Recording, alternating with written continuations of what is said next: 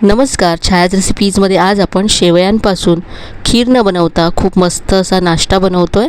तर यासाठी इथे मी रोस्टेड शेवया घेतल्यात. तर तुम्ही कच्च्या शेवया घेत असाल तर त्याला ड्राय रोस्ट करून मग इथे वापरा. शेवया सॉफ्ट करण्यासाठी यामध्ये आपल्याला गरम पाणी घालायचं. इथे मी अर्धी वाटी शेवया घेतल्या. यामध्ये कडकडीत गरम पाणी घालायचं आहे आणि गरम पाण्यामध्ये शेवया अशाच 10 मिनटं बाजूला ठेवून द्यायच्यात, म्हणजे त्या छान सॉफ्ट होतील. इथे दुसरा बाउल घेतला आहे.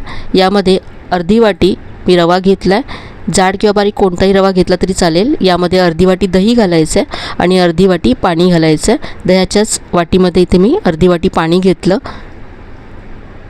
रवा आणि दही मिक्स करून हे सुद्धा मी आता बाजूला ठेवून देते. 10 मिनटानंतर शेवया अगदी सॉफ्ट झाल्यात. हाताने सुद्धा अशा सहज तुटत आहेत. आता या शेवया रव्यामध्ये काढून घ्यायच्यात. यातलं पाणी घालायचं नाही आहे, फक्त शेवया निथळून यामध्ये काढून घ्यायच्यात. इथे मी सगळ्या शेवया रव्यामध्ये काढून घेतल्या. सगळं एकत्र मिक्स करायचं आहे.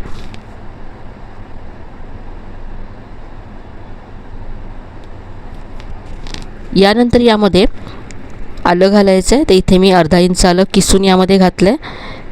बारीक चिरलेली हिरवी मिरची घातली. बारीक चिरलेली कोथिंबीर घातली. अर्धा चमचा जिरं घातलं.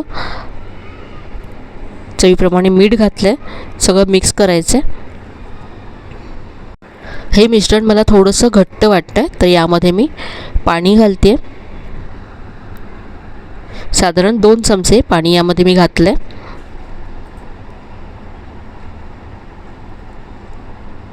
तर आता हे अगदी परफेक्ट आहे.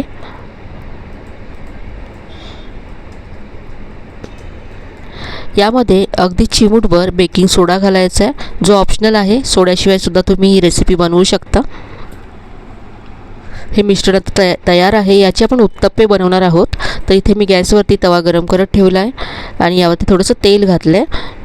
तयार केलेलं मिश्रण यावरती घालायचं आहे आणि पसरवायचं आहे. जास्त पातळ करायचं नाही आहे, असं जाडसर पसरवून घ्यायचं हा उत्तप्पा.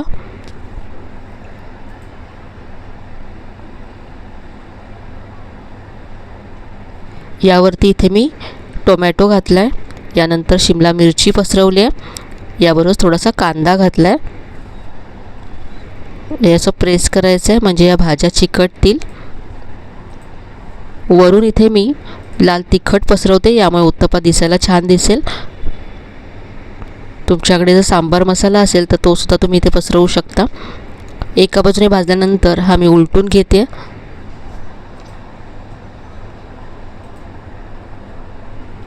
पाहू शकता अगदी मस्त असा रंग आला आहे उत्तप्प्याला. थोडंसं तेल घालायचं आहे आणि दुसऱ्या बाजूने सुद्धा 2 ते 3 मिनटं हा उत्तप्पा भाजून घ्यायचा आहे.